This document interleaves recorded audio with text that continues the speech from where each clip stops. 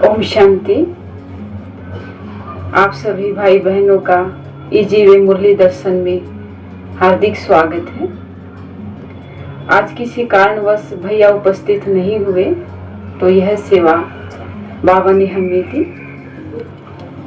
तो आज 23 तारीख के बाबा के महावाक्य हम सभी सुनेंगे। देखो, बाबा हमें हर रोज ज्ञान की पालना देते हैं। तो आज बाबा ने मुरली में क्या कहा हम वो सुनते हैं।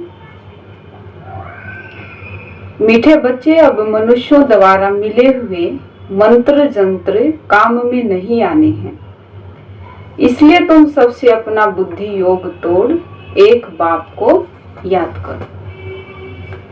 बाबा कह रहे हैं कि अब तक जो भी कुछ हमने मनमत से सुना या फिर परमत से सुना, बाबा कह रहे उससे अभी कोई काम नहीं होगा। बुद्धि योग तोड़ एक बाप को याद करो। प्रश्न है, भक्ति की कौन सी बात ज्ञान मार्ग में नहीं चल सकती है? उत्तर है, भक्ति में भगवान से कृपा अथवा आशीर्वाद मांगते हैं। ज्ञान मार्ग में आशीर्वाद व कृपा की बात नहीं। भक्ति में ऐसा मानते हैं कि प्रभु की कृपा हुई, आशीर्वाद हुआ, ये कार्य हो गया। लेकिन बाबा तो कहते हैं, बच्चे तुम्हारे कर्मों का फल है। अच्छा है तो भी कर्मों का फल है, बुरा है तो भी कर्मों का फल है। इसमें कोई कृपा या आशीर्वाद की बात नहीं है। यह पढ़ाई है। बाप टीचर बनकर तुमको पढ़ा रही है। तकदीर का आधार पढ़ाई पर है, दुनिया में भी और बाबा के यहाँ भी। ऊंची तकदीर बनती है तो किससे बनती है? पढ़ाई के आधार से। जाहिर सी बात है। अगर बाप कृपा करे तो सारा क्लास ही पास हो जाए। इसलिए ज्ञान मार्ग में कृपा व आशीर्वाद की बात नहीं है। हर एक को अपना अपना पुरुषार्थ जरूर करना है। इस पे एक बाबा बहुत अच्छी बात कहते हैं, अपनी घोट तो नशा चढ़े। तो इसलिए हर एक को अपना पुरुषार्थ स्वयं करना। गीत है आज का, मैं एक नन्हा सा बच्चा हूँ। ओम शांति। यह है भक्ति मार्ग के लिए पुकार, छोटे और बड़े की, क्योंकि समझाया गया है भक्त तो यज्ञ तप जप आदि करते हैं। समझते हैं इनसे परमात्मा से मिलने का रास्ता मिलेगा। फिर ईश्वर को सर्वव्यापी कहना, मैं भी उनका रूप हूँ, मेरे में भी भगवान है, यह कहना तो झूठ है ना। वह कोई दुख सहन नहीं करता, भगवान तो अलग चीज है ना। यही मनुष्यों की भूल है जिस कारण दुख भोग रहे। ये कह दिया कि मेरे में भी ईश्वर है, ये सबसे बड़ी भूल है। तुम्हारे में भी कोई विरले बाप को जानते हैं, माया घड़ी घड़ी भुला देती है। जैसे कई बार क्या होता है ना, हम सोचते हैं याद रखेंगे याद रखेंगे, कोई विशेष कार्य होता है वही फिर भूल जाते हैं। वैसे माया क्या करती है, जिससे हमें शक्ति मिलनी है, हम परमात्मा की याद को ही भूल जाते हैं। बाप तो बार बार कहते हैं, तुमको श्रीमत देते हैं कि अपने को आत्मा समझ और मुझ बाप को याद करो। यह है श्रेष्ठ ते श्रेष्ठ मत। बाप की श्रीमत से मनुष्य नर से नारायण, पतित से पावन बनते। तुमने बहुत सुख पाया, यह बना बनाया ड्रामा है। ऐसे नहीं कि भगवान ने क्यों बनाया।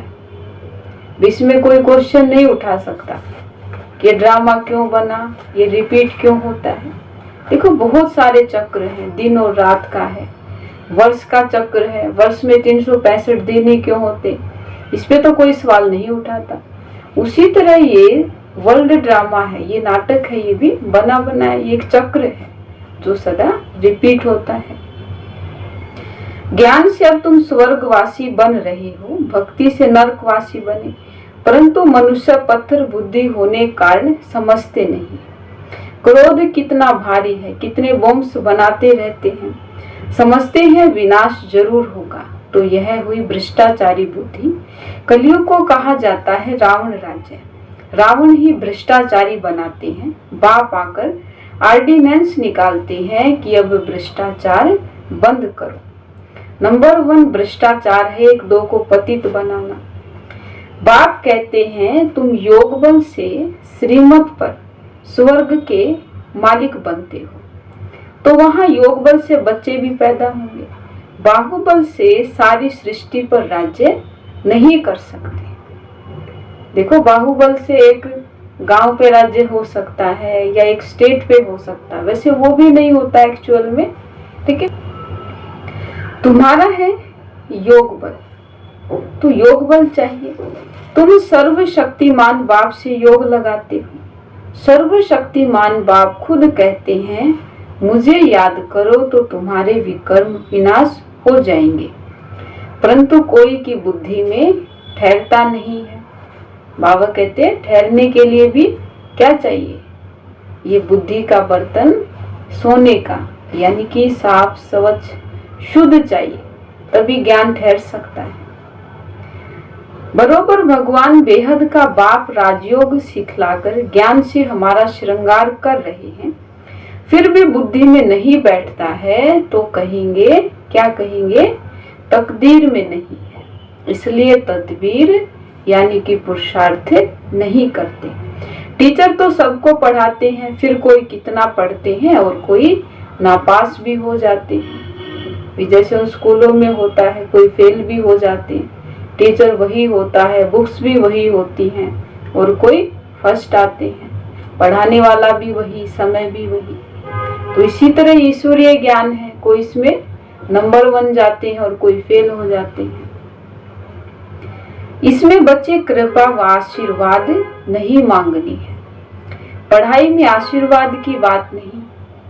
वे कोई पेपर में अक्षर भी ना लिखे और कहे टीचर आप मेरे पे आशीर्वाद करो, तो ऐसा तो हो न सके। तो बाबा भी कहते बच्चे पुरुषार्थ की बात है, कोई कृपा की बात नहीं है। बाप के पास बच्चा आया तो वह मालिक ही बन जाता है। बाप कहते हैं यह तो मालिक है, कृपा की बात नहीं। बाप की मिल्कियत सो बच्चों की हो गई। हाँ, बाकी बच्चों को सुधारना वह फिर टीचर का काम है। टीचर कहेंगे पढ़ो, पढ़ना तुम्हारा काम है, कृपा क्या करेंगे। गुरु का भी फर्ज है रास्ता बताना, सदगति मार्ग का, आशीर्वाद की बात नहीं कि कोई आशीर्वाद से हमें गति सदगति मिल जाए, ऐसा नहीं होता। हाँ, जो रास्ता दिखाए वो रास्ता दिखाना आशीर्वाद से कोई कम नहीं होता। एक बहुत बड़ी बात है, वो बहुत बड़ी अचीवमेंट है कि सही समय पे हमें कोई सही समझाने वाला व्यक्ति मिल जाए, ये बहुत बड़ी बात होती है अपने आप में। तुम भी समझ सकते हो कि हम कितने मार्क्स से पास होंगे, हर एक को पता होता ना हमारे कितने नंबर आएंगे। स्कूल में स्टूडेंट्स जानते हैं कि हम कितने मार्क्स से पास होंगे, हमने पूरा पढ़ा नहीं है इसलिए नापास हो जाएंगे। बाप भी रजिस्टर से समझ जाते हैं यह नापास होगा। यह भी बेहद का बाप टीचर गुरु एक ही है। वहाँ तो अलग अलग होते हैं तो थोड़ा क्या पता समझने में कमी भी रह जाए। यहाँ तो एक ही बाबा ही हमारा टीचर भी है, गुरु भी है और क्या है, पिता भी है। यह भी जानते हैं, बच्चे भी जानते हैं कि हम पढ़ते नहीं तो जरूर पद कम होगा। यह भी पुरुषार्थ नहीं करते कि हम अच्छा तीखा पढ़ें, बल कितना भी माथा मारते हैं, समझाते हैं तो भी कुछ करते नहीं। श्रीमत पर न चलने से पद कम हो जाएगा। जो बच्चे बनते हैं वह डिनास्टी में तो आ जाएंगे, भी राजधानी में तो जरूर जाएंगे जिन्होंने बाबा का ज्ञान लिया है, लेकिन वहां पे पद क्या होगा वो मायने रखता है। खाली जाना ही बड़ी बात नहीं होती, लेकिन वहां पे हम राजा बनेंगे, नौकर चाकर बनेंगे, दास दासी बनेंगे। बाबा एक शब्द कहते चंडाल या चंडाल बनेंगे, तो क्या बनेंगे वो भी मायने रखता है। तो फिर बाबा ने कहा फिर नंबर वार आगे चल पद पा सकते हैं। प्रजा में भी नंबर वार है। भक्ति मार्ग में मनुष्य इंश्योर करते हैं ना, ईश्वर अर्थ दान देते हैं, चाहे किसी को भी देते हैं, लेकिन भावना क्या होती है कि ईश्वर अर्थ हमने दान किया। समझो कोई ने हॉस्पिटल बनाई होगी तो दूसरे जन्म में उसका फल क्या मिलता है, निरोगी काया मिलेगी। अल्प काल के लिए फल तो मिलता है ना। बाप कहते हैं बच्चे यह गुरु आदि के मंत्र से कोई गति सदगति मिल न सके, कोई भी मनुष्य मात्र का मंत्र अभी काम नहीं आएगा। मैं तुमको कहता हूँ मुझे याद करो तो तुम्हारी विजय है। बाबा की याद से हमें इतनी शक्ति मिलती है, ताकत मिलती है, आत्मा अपने आप में शक्तिशाली बन जाती है, तो विजय निश्चित है। तुम्हारे सिर पर पापों का बोझा बहुत है, अब मुझे याद करो तो विकर्म विनाश हो जाएंगे, फिर तुमको स्वर्ग में भेज दूंगा। पहले तो यह निश्चय चाहिए ना। निश्चय नहीं है तो बाबा बुद्धि का ताला भी नहीं खोलता, धारणा होती नहीं। बाबा पर ही निश्चय नहीं होगा तो बाबा का ज्ञान भी वह काम नहीं करेगा। बाप का बने तो वर्षे का भी हकदार बने, बुद्धि में बैठता नहीं है। कोई कोई नए भी पुरानों से तीखे चले जाते हैं। जैसे आजकल क्या होता है, छोटे बच्चे अपने से बड़ों को पढ़ाते हैं, लेकिन बाबा ने कहा तो दुनियावी पढ़ाई है। यहाँ भी ऐसे हैं, भी पुराने हैं, उनसे नए तीखे चले जाते। बाप तो अच्छी रीति समझाते हैं, जितना जो पढ़ेंगे उतनी कमाई है। यह God fatherly knowledge source of income है। तुम विश्व का मालिक बनते हो नॉलेज से। मनुष्यों में यह ज्ञान थोड़े ही है। सिवाय श्रीमत के कोई भी श्रेष्ठाचारी बन नहीं सकता, नहीं तो फिर अंत में सजाएं खाकर वापिस जाएंगे तो सभी, बाबा के बच्चे भी जाएंगे, लेकिन वो कैसे जाएंगे? वो बिना सजा खाए खुशी खुशी से जाएंगे, जो पूरा पुरुषार्थ करेंगे। और वैसे जाते हैं सभी, तो बाबा ने कहा बच्चे हिसाब किताब वो फिर सजा के रूप में मिलेगा। बल थोड़ा बहुत जो सुनते हैं वो स्वर्ग में आएंगे, लेकिन बिल्कुल ही साधारण प्रजा में मर्तबे तो नंबरवार होते हैं ना। वहां ऐसे गरीब नहीं होंगे जो किसको रोटी भी नहीं मिले, जैसे अब है भाई, बिल्कुल गरीब भी होते हैं, खाना भी नहीं मिलता। तो स्वर्ग में गरीब होंगे तो भी इतना नहीं होंगे, लेकिन पद तो छोटे बड़े होंगे। वहां सबको सुख रहता है, जैसे यहाँ पे सबको दुख है। कोई बहुत पैसे वाला है, उसको भी कोई ना कोई प्रॉब्लम है, और बहुत गरीब है वो तो है ही दुखी। परंतु ऐसे नहीं समझना, अच्छा जाएंगे तो सही, यह तो कमजोरी हुई ना। पहले तो पक्का निश्चय चाहिए। यह निराकार भगवान वाच है। भगवान कहते हैं मुझे मनुष्य चोला तो नहीं है, मेरा नाम है शिव। बाकी जो भी देवताएं या मनुष्य हैं सबके शरीर पर नाम है, मेरा नाम शरीर पर नहीं है। बाबा के नाम कैसे पढ़े? कर्तव्य वाचक और गुणवाचक। बाबा की शक्तियों पे, बाबा की विशेषताओं पे बाबा के नाम पढ़े। परमात्मा कहा, खुदा कहा, अल्लाह कहा, ईश्वर कहा, लेकिन मनुष्यों के नाम उनके शरीर पे पढ़ते। मुझे अपना शरीर है ही नहीं। शरीरधारी को भगवान नहीं कहा जाता, तो क्या कहा जाता? मनुष्य कहा जाता है। मनुष्य को भगवान मानने से ही भारतवासी बेसमझ बन गए हैं। नहीं तो भारतवासी बहुत सयाने थे। पहले भारत में कपड़ा आदि बहुत रिफाइन अच्छा बनता था, अभी तो वह चीज बन नहीं सकती। तो स्वर्ग में साइंस भी सुख के लिए होती है। यहाँ तो साइंस सुख दुख दोनों के लिए है। आज भी साइंस से सुख मिलता है ऐसा नहीं है, लेकिन दुख भी मिलता है। और स्वर्ग में केवल सुख मिलता है साइंस के द्वारा। अल्पकाल का सुख मिलता है, दुख तो अपार है। सारी दुनिया खत्म हो जाएगी तो दुख हुआ ना, सब त्राही त्राही करेंगे। वहां तो साइंस से सुख ही सुख होता है, दुख का नाम निशान भी नहीं होगा, वो नॉलेज नहीं होगी। दुख शब्द क्या होता है? जैसे पहले क्या होता था, देसी घी नहीं कहते थे क्योंकि नकली घी नहीं बिकता था। तो देसी घी, शुद्ध घी ये नाम कब पड़ा? जब नकली मार्केट में आ गया तो असली की पहचान के लिए नाम पड़ा। तो सुख दुख ये शब्द ही यहाँ के हैं, स्वर्ग में तो ये शब्द ही नहीं होते। यह भी जिनकी तकदीर खुलती है वही समझ सकते हैं। तकदीर में सुख नहीं है तो समझ नहीं सकते। बैरिस्टर भी नंबरवार होते हैं ना।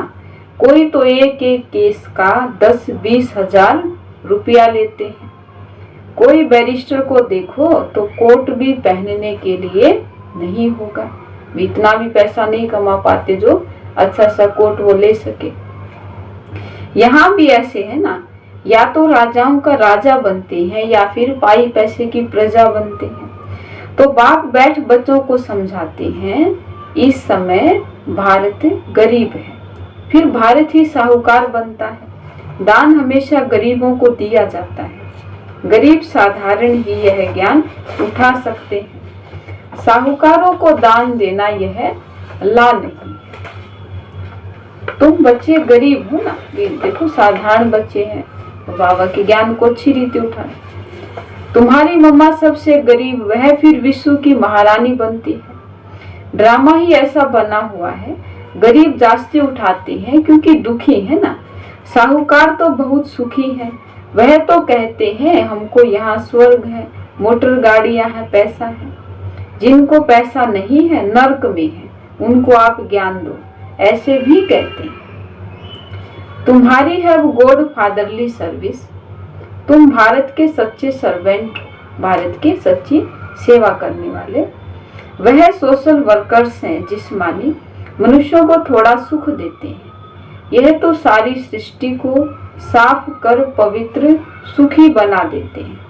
यह तन मन धन से भारत की सेवा करते हैं। फिर बाबा ने सभी को याद प्यार दिया। अच्छा मीठे मीठे सिकिलदे बच्चों प्रति माता पिता बाप दादा का याद प्यार और गुड मॉर्निंग। रूहानी बाप की रूहानी बच्चों को नमस्ते। हम सब रूहानी बच्चों की रूहानी बाप दादा को नमस्ते नमस्ते नमस्ते। शुक्रिया बाबा। धारणा के लिए मुख्य सार है। पॉइंट 1 है, अपना पुराना बैगेज 21 जन्मों के लिए ट्रांसफर करना है। इंश्योर कर ट्रस्टी हो संभालना है। हम बाबा को देते हैं तो बाबा क्या कहते हैं, बच्चे अब इसको साक्षी होकर संभालो। दूसरा पॉइंट है, निश्चय बुद्धि बन पढ़ाई करनी है, गरीबों को ज्ञान दान देना है, भारत को पवित्र बनाने की सच्ची रूहानी सेवा करनी है। वरदान है, अपने हर कर्म और बोल द्वारा चलते फिरते हर आत्मा को शिक्षा देने वाले मास्टर शिक्षक भव। कहते हैं कि शब्दों से ज्यादा कर्मों की ध्वनि ऊंची होती है। तो हम किसी को शिक्षा बोल कर न दे, समझानी न दे, वो कर्म हम खुद करके दिखाए तो दूसरे आपे ही सीख जाते हैं। जैसे आजकल चलती फिरती लाइब्रेरी होती है, अभी तो चलते फिरते बहुत कुछ है, चलते फिरते मैगी पॉइंट है, चलते फिरते सिलाई सेंटर है, बहुत कुछ है। ऐसे आप भी चलते फिरते हमें क्या बना, मास्टर शिक्षक बनो। सदा अपने सामने स्टूडेंट देखो, अकेले नहीं, सदा स्टूडेंट के सामने हो, सदा स्टडी करते हो और दूसरों को भी कौन हो, दूसरों को भी स्टडी कराने वाले हो। योग्य शिक्षक कभी स्टूडेंट के आगे अलबेले नहीं होंगे, अटेंशन रखेंगे। जैसे टीचर बच्चों के सामने जाते तो उन्हें बहुत ध्यान रखना पड़ता है, हर एक्टिविटी को बच्चे नोट करते हैं। आजकल के तो बच्चे बहुत एडवांस हैं। तो बाबा ने क्या कहा, अपने को टीचर समझो और ये समझो कि सभी स्टूडेंट है, मुझे सभी को सिखाना है। और सिखाएंगे कैसे, बोल कर नहीं, अपने कर्मों के द्वारा हमको सिखाना है। आप सोते हो, उठते हो, चलते हो, खाते हो, हर समय समझो हम कॉलेज में बैठे हैं, स्टूडेंट देख रहे हैं। स्लोगन है, आत्म निश्चय से अपने संस्कारों को संपूर्ण पावन बनाना ही श्रेष्ठ योग है। क्या कहा बाबा ने, आत्म निश्चय से अपने संस्कारों को संपूर्ण पावन बनाना ही श्रेष्ठ योग है। ओम शांति।